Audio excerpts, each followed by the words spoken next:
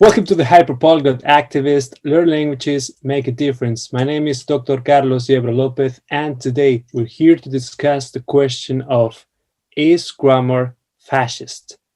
Now, it sounds like an unlikely question, but if taken from a Deleuzian perspective, it actually makes quite a lot of sense. So let's see what this is about. So is grammar fascist? Well, first of all, what is fascism? Fascism, for the purpose of this presentation, is going to be the complete integration of the masses into the state. Nothing without the state. In the words of famous fascist Benito Mussolini, all within the state, nothing outside the state, nothing against the state. That is what fascism is about. The integration of everything that it is within the state. Now, how can grammar be fascist in the sense that we just defined? Well, fascism is to political power what syntax is to language. How so? Well, consider this. Syntax is the set of rules needed to ensure a sentence is grammatically correct, right? So in Chomskyan linguistics, the three diagrams that define whether sentences are grammatical or not, those trees are primary examples of how the totality of language is integrated into the dominant point at the top of the tree, just like the masses are integrated into the state in fascism. So this is Noam Chomsky, and these are the syntax trees that define Chomskyan linguistics. So for instance, consider the sentence, "The dog ate the bone." Ordered into a syntax tree, what we have is the following. We have the S at the top, which stands for sentence, and then we have the noun phrase, the dog, and the verb phrase, ate the bone. So in the noun phrase, the dog, we can distinguish between a determinant, the, and a noun, dog. In the verb phrase, we have the verb, ate, and then the noun phrase, the bone, with the determinant, the, and the noun bone. And so every aspect of the sentence, "the dog ate the bone," is now structured into the syntax tree. Nothing escapes from the sign at the top, the S of sentence. So the sign S is a power marker before it is a syntactical marker, because its main function is not to explain language, it's to order language into a hierarchical structure. And then it follows from this that grammar is a form of discipline that assimilates variation into a structure, that assimilates the complexity and inherent variation of language use into the structure of that syntax tree.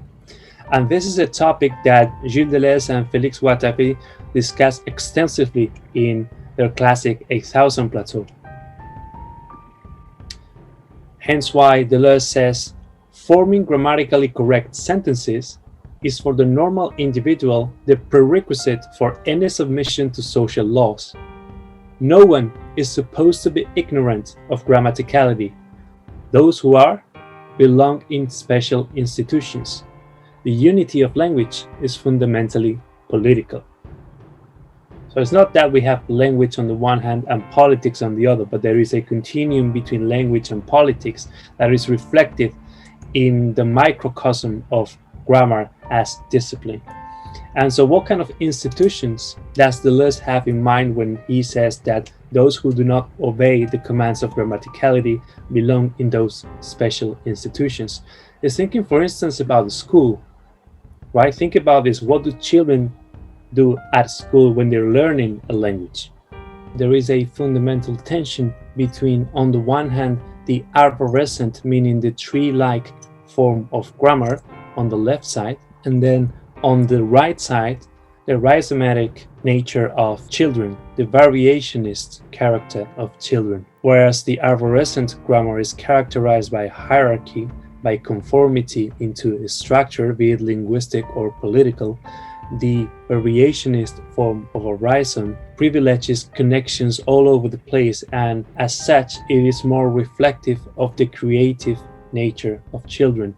And so where is this tension solved? This tension is solved at school, and is solved by integrating the creativity, the rhizomatic nature of children into the structure, the conformity of grammar as a synecdoche for order and conformity to the socio-political system.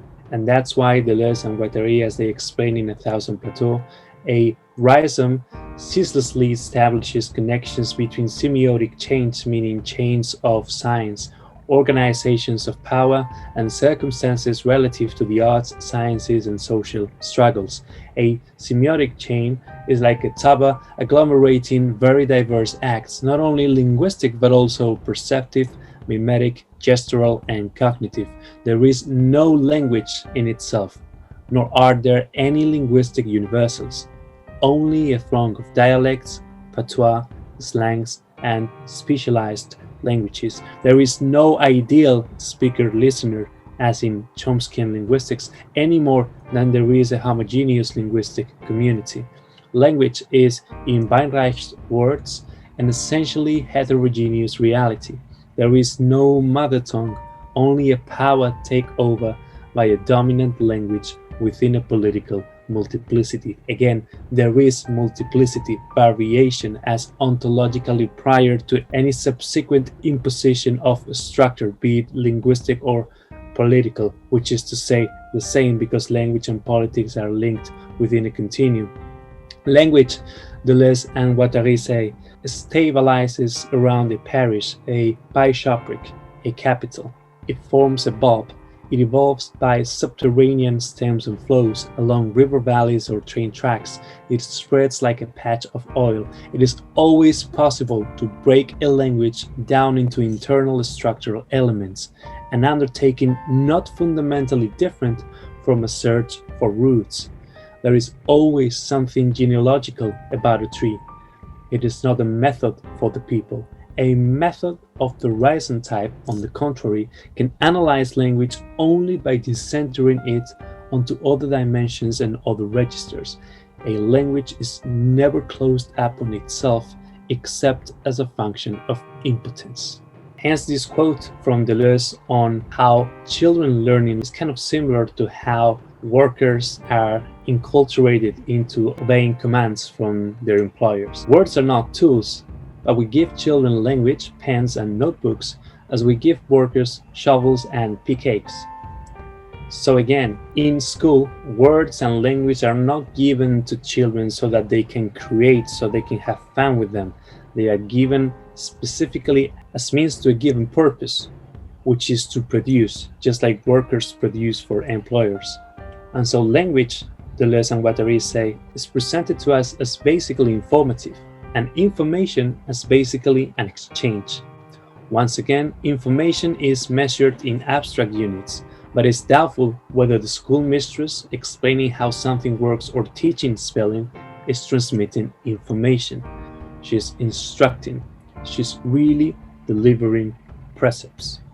And children are supplied with syntax like workers being given tools in order to produce utterances conforming to accepted meanings. Again, this is not recreational. This is a means to the end of conformity.